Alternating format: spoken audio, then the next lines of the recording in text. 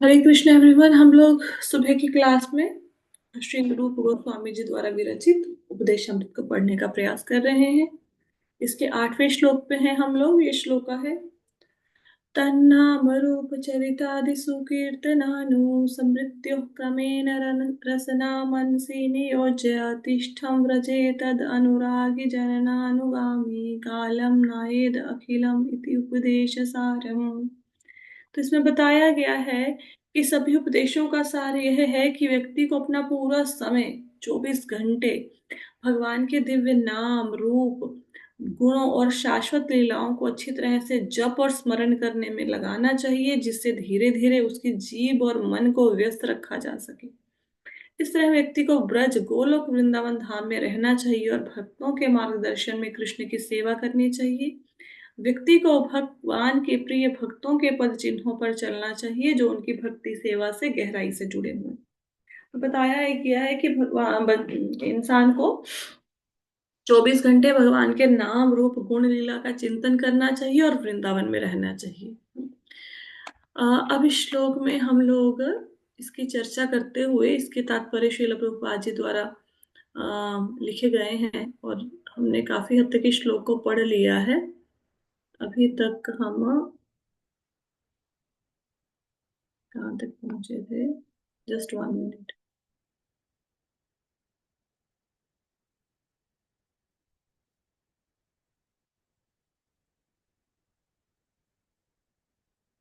यहाँ पे है हम लोग।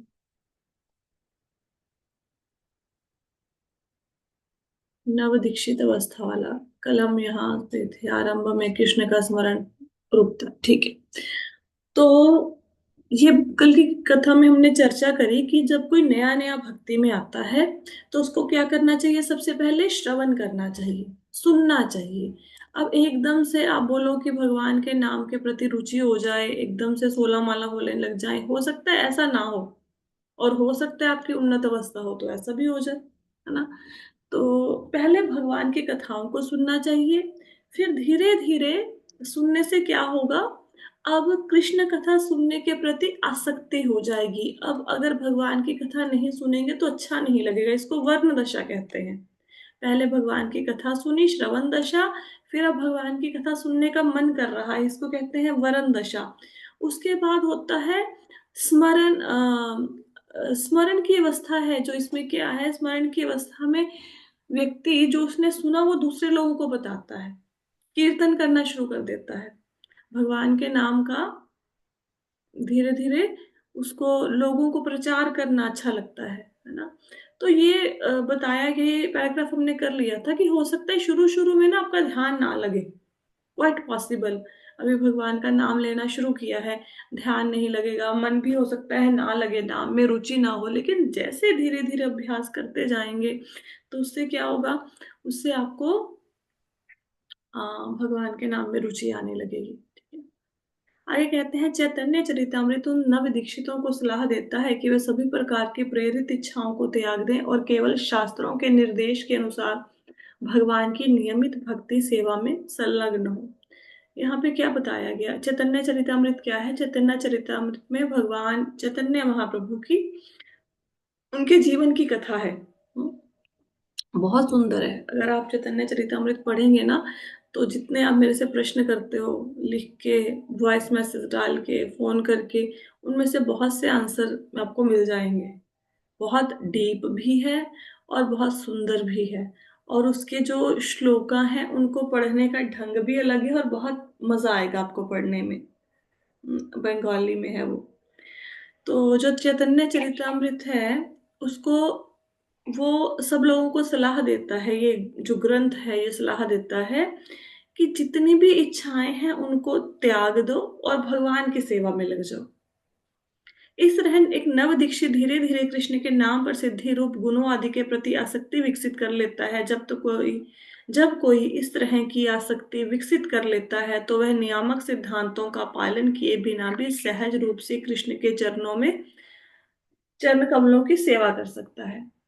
अब अगर किसी के मन में भगवान के प्रति आसक्ति हो गई, किसी को भगवान से प्रेम हो गया, अब वो चाहे सिद्धांतों का पालन करे ना करे, जैसे सुबह उठ के आइडली तो नहा धो के जब करना चाहिए, लेकिन अगर कोई व्यक्ति का मन ऐसा है कि वो सोते जागते सिर्फ और सिर्फ भगवान का ही नाम जप कर रहा है, अब उसको हो सकता है नहाने की भी सुध ना रहे, खाने की पीने की भी सुध ना रहे। जैसे विलुप मंगल ठाकुर जी की हमने कथा पढ़ी थी कि उनको होश ही नहीं है, कहाँ जा रहे हैं कहाँ नहीं जा रहे, खाने पीने का कोई ख्याल नहीं, खुद का ख्याल नहीं है ना। तो फिर विनायमक सिद्धांतों का अगर पालन नहीं, नियामक सिद्धांतों का पालन नहीं भी करेगा, तो भी वह भगवान की सेवा कर सकता है। इस अवस्था को राग भक्ति या सहज प्रेम कहा जाता है। अम, देखो, एक साधन भक्ति होती है, एक रागानुग भक्ति होती है। साधन भक्ति में क्या होता है, साधन भक्ति में भगवान में मन लगता नहीं है, लेकिन हम जबरदस्ती लगाते हैं। क्यों? क्योंकि गुरु ने कहा है। जैसे सपोज करो, साधना भक्ति में ये होता है कि अब देखा जाए, हो सकता है किसी व्यक्ति का 16 माला करने का मन ना करे, क्वाइट पॉसिबल। या फिर माला करना भी बहुत मुश्किल लगता है किसी को, लेकिन क्योंकि गुरु ने आदेश दिया है इसलिए करते हैं। अगर वो गुरु का आदेश ना हो तो कल से ही माला करनी बंद कर देंगे, है ना। या शास्त्र ना कहें कि भगवान के नाम का स्मरण करो, तो कि गुरु और शास्त्र कहते हैं इसलिए हम लोग माला कर रहे हैं। एक होता है कि भगवान के प्रति सहज आकर्षण, कि नहीं ये तो मुझे मतलब जैसे एक माँ अपने बच्चे से प्रेम करती है, ऐसे सहज रूप से भगवान से प्रेम करना। कोई डंडा नहीं है सिर पे भगवान का नाम जाप करने का, लेकिन मन करे कि जाप करो, उसको कहते हैं राग हो जाना। शुरू शुरू में व्यक्ति साधना भक्ति करता है, मतलब मन नहीं कर रहा भक्ति करने का, लेकिन हाँ भाई गुरुजी कह रहे हैं तो उठो, मंगला आरती अटेंड करो, चलो हर संडे मंदिर जाओ, चलो 16 माला करो, चलो सुन लो कथा कीर्तन, चलो पढ़ लो ग्रंथों को। तो गुरु ऐसा कहते हैं तो धक्के से कर रहे हैं। सहज आकर्षण कोई नहीं है भगवान के प्रति भी, अपने आप ही मन कर रहा है कि सुनो सुनो कथा सुनो, चलो चलो ग्रंथ पढ़ते हैं, चलो सुबह उठ के मंगला आरती अटेंड करते हैं। मतलब सुबह कोई जगाए तो ऐसा लगता है कि जबरदस्ती सा जगा दिया, क्यों उठ गए, इतनी देर सो लेते। पर नहीं नहीं, गुरु ने कहा है उठना चाहिए तो उठ जाते हैं, ऐसा मन होता है।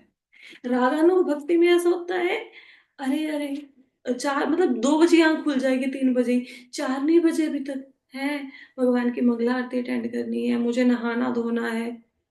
तो रागानुग भक्ति है।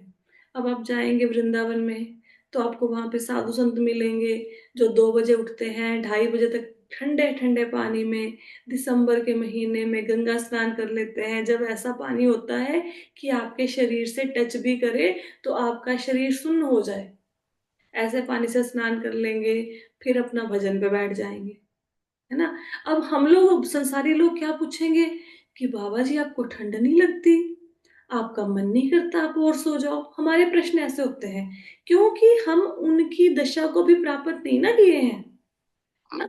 अब इसका थोड़ा सा आपको अगर इसका क्या कहते हैं स्वाद चाहिए, थोड़ा सा, जो उन लोगों को स्वाद मिल रहा है उसका थोड़ा सा स्वाद ऐसे ले सकते हैं कि जो लोग सुबह उठ के चैंटिंग करते हैं, है ना, अब उनको बोलो कि थोड़ा सा और सो लो, क्या जरूरत है नहाने धोने की, ऐसे ही बैठ जाओ, है ना, या करते ही नहीं है। तो जिन लोगों ने अपना नियम बनाया है सुबह उठने को या चैंटिंग करने को सुबह उठ के, तो आपको ऐसा नहीं लगता कि नहीं, अब तो मेरे पूरे दिन का शेड्यूल ही खराब हो गया, अब तो अच्छी खासी मेरी माला हो जाती, अब तक तो मैंने भगवान का नाम ही नहीं लिया। फिर आपको पता है क्या लगेगा, जो बंदा 4 बजे उठना शुरू कर देता है, अगर वो व्यक्ति 5 बजे भी उठेगा ना, उसको अपने आप में पश्चाताप होगा, उसको लगा हाय हाय 5 बज गए, मैं लेट हो गया, 5 तो बहुत ज्यादा समय हो गया, अब मैंने नहाना है, नहाने में आधा घंटा लग जाएगा, 5:30, अरे मेरी तो माला रहेगी, ऐसा लगेगा। लेकिन बाकी जितने हमारे ग्रुपों के लोग हैं सब सो रहे हैं, उनको क्या लगेगा, ये पता नहीं माता जी आप कैसे उठ जाते हो, हमसे तो उठा ही नहीं जाता। या फिर क्या कहेंगे, आपको नहीं पता माता जी बच्चों के पेपर हैं, 11-11 बजे तक पढ़ाना पड़ता है। या फिर कहेंगे सारा दिन तो माता जी घर का काम करके थक थक जाते हैं, फिर रात को सोना भी तो होता है। कुछ पता क्या कहेंगे, अरे माता जी आपने पढ़ा नहीं है, ये किताबों में गूगल करके देखो, 6-7 घंटे की नींद तो अनिवार्य है, बीमार पड़ जाएंगे। आप ये सोचो ये जो आज की यंग जनरेशन है ना, ये रात को 3-3 4-4 बजे तक तो मूवीज देखती है, वेब सीरीज। किसी का कोई बॉयफ्रेंड गर्लफ्रेंड है, 4-4 5-5 तो बातें करते बज जाते हैं। और सुबह उठ के फिर उन्होंने काम पे जाना होता है। और जब वो संसारिक बातों के लिए इतना समय निकाल रहे हैं, जो लोग भौतिकता में लिप्त हैं, उनको पता ही नहीं लगता कि 2 बज गए 3। और ये नॉर्मल बात है, नॉर्मल बात। आप लोगों के अपने घरों में ये होता है। मूवी चल रही है, मूवी चलते चलते हो गए रात के 1 बज गए 2 बज गए, कोई मन उदास नहीं होता, कोई नींद नहीं आती, बल्कि जबरदस्ती आंखों खोल के रखते हो कि मूवी का क्लाइमेक्स तो देखना ही देखना है। ये मिस हो जाएगा फिर क्या करेंगे? तो जब उन लोगों की नींद पूरी हो रही है, हम तो भगवान का भजन कर रहे हैं, मूवीज की कोई आध्यात्मिक शक्ति मिलती है? नहीं मिलती। कोई बॉयफ्रेंड गर्लफ्रेंड से बातें करने में आध्यात्मिक शक्ति मिलती है? नहीं मिलती। यहाँ पे तो भगवान कृष्ण का नाम है। अगर उन लोगों की नींद 4 घंटे में पूरी हो सकती है, तो हमें तो 5 घंटे 5.5 घंटे बहुत है। और जो अगर चलो सपोज कर आप सुबह उठ भी गए, आपकी नींद पूरी भी नहीं हुई, तो दिन में सो जाओ घंटा भर। जो दिन में घिस घिस के माला कर रहे थे, वो सुबह पूरी होगी तो दिन में सो जाओ। आइडली तो सोना ही नहीं चाहिए, मुझे लगता है दिन में शरीर ही खराब होता है। कुछ नहीं होता, वैसे रेस्ट कर लो अलग बात है, सोने से तो शरीर ही खराब है ना। तो ये सहज साधना भक्ति और रागानुग भक्ति, मतलब रागानुग भक्ति में भगवान के प्रति प्रेम है, प्यार है, इसलिए सुबह उठ रहे हैं, मन कर रहा है चैंटिंग करने का, जाप करने का। और साधना भक्ति में धक्का है। ठीक है। इस अवस्था को राग भक्ति या सहज प्रेम में भक्ति सेवा कहा जाता है। ये जो भक्ति शास्त्री कर रहे हैं आपके, ये जो भक्ति रसामृत सिंधु है, उसमें ये प्रश्न आएंगे, इसको ध्यान से सुनो। और अगर नहीं समझ आया दोबारा से पूछ लेना मेरे से कि माता जी नहीं समझ आया, दोबारा बता दो। उस अवस्था में भक्त वृंदावन में कृष्ण के शाश्वत सहयोगियों में से एक के पद चिन्हों का अनुगमन कर सकता है। इसे रागानुग भक्ति कहते हैं। कहते हैं रागानुग भक्ति में क्या होता है।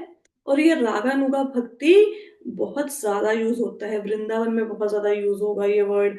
आपको इस्कॉन के लेक्चर्स में मिलेगा रागानुग भक्ति। आप कहीं पे लेक्चर देने जाओगे, आपको रागानुग भक्ति से संबंधित बातें पूछ लेंगे, फिर वहां पे ब्लैंक नहीं हो जाना। तो रागानुग भक्ति क्या है? कि भगवान से सहज प्रेम है।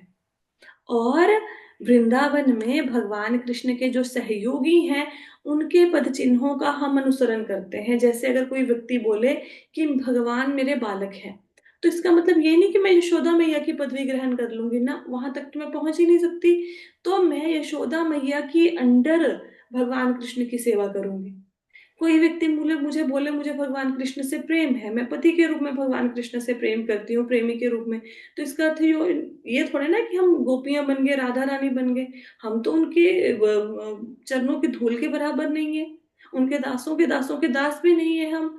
हाँ, हम उनके अनुगत में, उनको फॉलो करके उन्होंने कैसी भक्ति करी, उनके पद चिन्हों पे चल के हम भक्ति कर सकते हैं। हम उस दशा को प्राप्त नहीं कर सकते हैं। ठीक है। रागानुग भक्ति या सहज भक्ति सेवा शांत रस में तब की जाती है जब कोई कृष्ण के गायों या कृष्ण के हाथ में छड़ी बांसुरी या कृष्ण के गले में फूलों जैसा बनने की आकांक्षा रखता है। अब यहाँ पे 5 रसों का वर्णन है: शांत, दास्य, वात्सल्य, साख्य और माधुर्य। सबसे पहले आता है शांत रस। हम भगवान से 5 तरीके से अपना रिलेशनशिप बना सकते हैं। पहला होता है शांत रस। शांत रस में व्यक्ति ये कहता है कि भगवान, काश अगले जन्म में मैं आपकी बांसुरी बन जाऊं, काश मैं आपके गले में जो आपने माला पहनी हुई है ये बन जाऊं, काश मैं आपकी गैया बन जाऊं, बिछड़ा बन जाऊं। तो जब ये कोई भाव करता है, तो उसको कहते हैं शांत रस। अब भगवान के हाथ में जो बांसुरी पकड़ी है, वो धातु की बांसुरी नहीं है, मेटल की। वो भक्त है जिसने पिछले जन्म में भक्ति करके शांत रस में भगवान से वरदान मांगा कि भगवान मुझे शांत रस में आपकी भक्ति चाहिए। जो पुजारी आपको फूल देता है भगवान के चरणों से उठा के, वो भगवान का पिछले जन्म का कोई भक्त है। उसने इच्छा करी कि मैं आपके चरणों में फूल बन के समर्पित हो जाऊं, वो आपको मिला। दास्य रस में व्यक्ति चित्रक, पत्रक या रक्तक जैसे सेवकों के पद चिन्हों का अनुसरण करता है। तो कहते हैं दास्य रस में कैसे भक्ति होती है। दास्य रस में हम मानते हैं भगवान हमारे स्वामी हैं, हम उनके सेवक हैं। जैसे हनुमान जी ने माना भगवान मेरे स्वामी हैं और हम उनके सेवक हैं। अब हनुमान जी से कोई कहेगा कि अगर आपको अगले जन्म में सीता माता की पदवी दे दें या आपकी भगवान रामचंद्र से शादी हो सकती है, वो मानेंगे नहीं, क्योंकि उनको दास्य रस में ही भक्ति करनी है। वो साख्य रस को भी नहीं मानेंगे कि भगवान आपको आपका मित्र बना दे। वो बोलेंगे नहीं, मैं तो सेवक हूँ, मुझे तो सेवा चाहिए, मेरे को तो भगवान मोक्ष दे, मेरे को वो भी नहीं चाहिए, आध्यात्मिक उन्नति दे बहुत ज्यादा, वो भी नहीं चाहिए, बस मुझे सेवा चाहिए। अब दास्य रस में जो भक्त भगवान के साथ रिलेशनशिप स्थापित करते हैं, वो कहते हैं मुझे भगवान की सिर्फ और सिर्फ सेवा चाहिए, भगवान मेरे स्वामी, मैं उनका सेवक। अब साख्य रस में क्या होता है? साख्य रस में भगवान के साथ फ्रेंडशिप होती है। जैसे सुधामा है, वो भगवान के फ्रेंड थे। अर्जुन है, वो भगवान का फ्रेंड है। श्रीधामा है, स्तोक कृष्ण है, ये सब भगवान के बचपन के फ्रेंड्स हैं, है ना। अर्जुन उनके सखा भी हैं, कजन भी हैं। तो साख्य रस में हम ये मानते हैं कि भगवान हमारे मित्र और वो हमारे सखा हैं। तो मन की सारी बातें भगवान से करना। जैसे मेरे जीवन में ना, मतलब कॉलेज टाइम में खैर फ्रेंड्स थी, उसके बाद भी बहुत ज्यादा फ्रेंड्स तो नहीं रही, एक दो रही होंगी। लेकिन मुझे फ्रेंड की कमी महसूस नहीं होती जब से मैं भक्ति में आई हूँ। क्यों? क्योंकि मुझे ऐसा लगता है I am already having one. मेरे पास कृष्णा है, अगर मुझे मन की कोई बात करनी है, कोई मन हल्का करना है, कोई बात बतानी है, मेरे ऊपर कोई प्रॉब्लम है, मुझे भक्ति में आगे बढ़ना है, मुझे कोई प्रार्थना करनी है, कोई टेंशन चल रही है, तो जब कृष्णा हमेशा मेरे साथ है तो फ्रेंड की क्या जरूरत है किसी और की।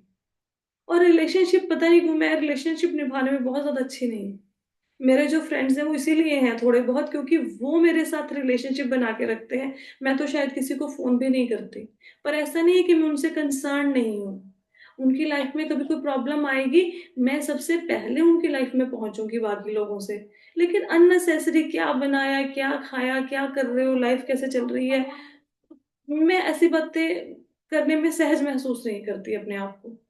हाँ, अगर आपके लाइफ में कोई प्रॉब्लम चल रही है, मैं आपसे दिन में 2 घंटे भी फोन पे बात करूंगी, मेरा दिन में 4 बार फोन आएगा। तब तक फोन आएगा जब आप उस प्रॉब्लम से नहीं निकल जाओगे। मैं आपके घर में भी पहुंच जाऊंगी, वहां पे जाके भी आपको समझाऊंगी। मैं हमेशा साथ में खड़ी रहूंगी। लेकिन ऐसा नहीं क्या बनाया, सब्जी भाजी क्या बनाई, क्या चल रहा है, ऐसी बातें नहीं। आगे, वात्सल्य रस में जिसमें माता पिता का स्नेह होता है, व्यक्ति नंद महाराज और जशोदा जैसा बन सकता है। अब वात्सल्य रस में क्या हुआ? इसमें हमने ये माना कि भगवान हमारे क्या है? पुत्र है। जो आपके लड्डू गोपाल जी की सेवा करते हो घर में, तो क्या क्यों करते हो? क्योंकि वो हमारे बच्चे हैं। तभी तो नहलाते हैं, धुलाते हैं, भोग लगाते हैं। तो हम कहें वो तो भगवान है, खुद ही खा लेंगे। वो तो खा सकते हैं, लेकिन अब आप पूजा ही वात्सल्य रस में कर रहे हो तो कैसे खाएंगे? है ना। अब एक पुजारी जी थे, वो रोज भगवान की भक्ति करते थे वात्सल्य रस में, छोटे से लड्डू गोपाल जी की। तो एक बार बंदर आ गया उनकी कुटिया में। तो अब गोपाल जी डर गए, वो पुजारी जी के पास चले गए, कहते मुझे बचाओ, बंदर आ गया। तो पुजारी जी कहते अरे आप तो पूतना को मारने वाले हो, आप तो कंस का वध करने वाले हो, आप तो रावण को मारने वाले हो, आप डर क्यों रहे हो बंदर से? तो कहते हैं वो उन लोगों ने उस भाव में मेरे को पूजा, तब मैं उस रोल को प्ले कर रहा था। अब तुम अगर मुझे बच्चा मानते हो तो मुझे तो तुम्हारी प्रोटेक्शन की जरूरत ही है ना। भगवान से जिस रूप में आप प्रेम करोगे, भगवान वैसे ही आदान प्रदान करेंगे। अगर आपने वात्सल्य रस में भगवान की भक्ति करी, अब क्यों कहते हैं कि आपके घर में लड्डू गोपाल जी हैं तो उनको नहलाओ धुलाओ, क्यों कहा जाता है? क्योंकि भैया वो छोटे बच्चे हैं। लड्डू गोपाल जी घर में लेके आना मतलब एक बच्चा गोद ले लिया, और वो बच्चा जो जिंदगी भर बड़ा नहीं होगा। तो आपके घर में कोई बच्चा है तो उसको नहलाओगे धुलाओगे नहीं, ऐसे ही रोज कपड़े बदल दोगे? है, उसको नहला धुला के जॉनसन बेबी पाउडर लगाओगे ना। तो लड्डू गोपाल जी की सेवा करो, नहलाओ धुलाओ, तेल से मालिश करो, उनकी अच्छा तैयार करो। फिर बच्चे को खाना खिलाओगे ना तो लड्डू गोपाल जी को भी खिलाओ, है ना। बहुत सारे लोगों के घर में ना टैप्स लगी हुई है, आपको पता है टैप कितनी है? जैसे जमीन से आप सोचो 4-5 इंच ऊपर। क्यों लगाई हुई है? कि लड्डू गोपाल जी छोटे हैं, बाहर खेल के आएंगे और आके खुद ही हाथ धो लें इसके नीचे। अब हमें क्या पता कब खेल के वापस आए। ऐसे प्रेम किया जाता है भगवान से। हम लोगों को लगता है कोई बात नहीं, ऐसे नहीं, रोज नहलाओ धुलाओ सेवा करो, बच्चा है वो आपका। माधुर्य रस में जिसमें दाम्पत्य प्रेम होता है, व्यक्ति श्रीमती राधा रानी और उनकी महिला मित्रों जैसे ललिता सखी, ललिता और उनकी सेविकाओं मंजरियों जैसे रूपा और रति जैसा बन सकता है। भक्ति सेवा के मामलों में निर्देशों का यही सार है। अब माधुर्य रस में कैसे भक्ति करोगे? उसमें भगवान को या तो अपना प्रेमी मानते हैं या फिर हम अपना पति मानते हैं। उसमें फिर जैसे गोपियों का भाव था भगवान कृष्ण के प्रति, उस भाव में भक्ति की जाती है। या फिर मंजरियों के रूप में भी की जाती है। मंजरियां क्या होता है, मंजरियां छोटी छोटी बच्चियां होती हैं जो जब राधा रानी और कृष्ण होते हैं एकांत में, तब उनके पास जैसे राधा रानी और कृष्ण ने रास किया, ऊपर तो गोलोक वृंदावन में ये लीलाएं डेली चलती हैं। अब उन्होंने रास किया, तो रास में सब गोपियों ने भाग लिया, लेकिन फिर राधा रानी और कृष्ण एक दूसरे के साथ जो एकांत में समय बिताते हैं, उसमें गोपियां प्रवेश नहीं कर सकती, सखियां प्रवेश नहीं कर सकती, लेकिन मंजरियां जा सकती हैं। तो फिर वो मंजरी उनकी सेवा करेगी, छोटी छोटी बच्चियां होती हैं, तो मंजरी के रूप में भगवान कृष्ण की सेवा कर सकते हो। ये रूप गोस्वामी जिनके हम ये उपदेशामृत पढ़ रहे हैं, ये कौन है? ये रूप मंजरी है। रूप मंजरी मतलब ये प्रधान सखियों में से, प्रधान मंजरियों में से एक है। सारी मंजरियां इनके अंडर काम करती हैं। और हम लोग अगर भगवान से प्रेम करेंगे, तो भगवान के गोलोक वृंदावन में जाके क्या बनेंगे, ऊपर धाम में जाके हम भी इसमें से मंजरी का एक रूप ले लेंगे और फिर हेल्प करेंगे इनकी। फिर ये बताएंगी क्या क्या काम करना है। पर उसके लिए बहुत उन्नत भक्ति चाहिए, लेकिन हाँ, जा सकते हो, ऐसा नहीं कि नहीं जा सकते हो। जैसे अभी कुंभ का मेला चल रहा है, टिकटें नहीं मिल रही, ट्रेन की सब कुछ है। हाँ, लेकिन अगर किसी के मन में इच्छा है, जा सकता है। बाय रोड जा सकता है, जिंक बसेस चल रही हैं उनके थ्रू जा सकता है, 2 दिन में घर में भी वापस आ सकते हो जाके। लेकिन इच्छा चाहिए, है ना? जा सकते हैं, थोड़ा सा मेहनत करनी पड़ेगी। तो 5 रसों में भगवान से आदान प्रदान कर सकते हो। शांत रस, मैं भगवान का मुरली, फूल, मुकुट कुछ भी बन जाऊं। और फिर क्या आया आपका? शांत रस के बाद दास्य रस, भगवान मेरे स्वामी, मैं उनका सेवक बन जाऊं। तीसरा साख्य रस, भगवान मेरे मित्र, मैं उनका सखा। चौथा आ गया आपका क्या था, साख्य रस के बाद वात्सल्य रस, भगवान मेरे बालक, मैं उनका माता पिता। और पांचवा माधुर्य रस, भगवान मेरे पति या प्रेमी, और हम उनकी पत्नी या प्रेमिकाएं। ऐसे भगवान की भक्ति कर सकते हैं। ठीक है? तो कोई ना कोई रिलेशनशिप जरूर बनाना भगवान के साथ, चाहे मित्र बनाना, चाहे उनका उनको अपने प्रेमी के रूप में देखना, चाहे शांत रस में भक्ति करना, चाहे उनको मालिक मानना, पर रिलेशनशिप जरूर बनाना भगवान के साथ। अंतिम समय तक निभाएंगे, जब तक अपने धाम में नहीं लेके जाएंगे तब तक निभाएंगे। संसारी रिलेशनशिप नहीं है ये कि भाई ठीक है आज पैसा है तो साथ साथ, कल को पैसा नहीं है तो भाग गए ना, कभी